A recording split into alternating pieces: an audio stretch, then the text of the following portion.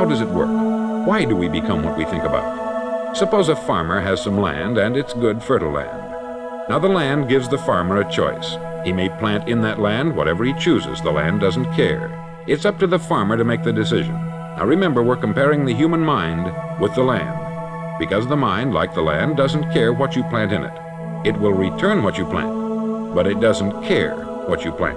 Now let's say that the farmer has two seeds in his hand. One is a seed of corn, the other is nightshade, a deadly poison.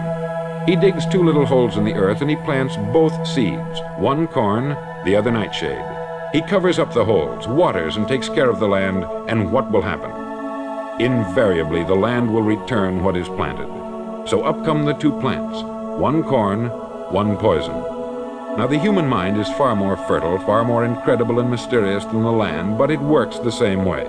It doesn't care what we plant. Success, failure, a concrete worthwhile goal, or confusion, misunderstanding, fear, anxiety, and so on. But what we plant, it will return to us. You see, the human mind is the last great unexplored continent on the earth. It contains riches beyond our wildest dreams.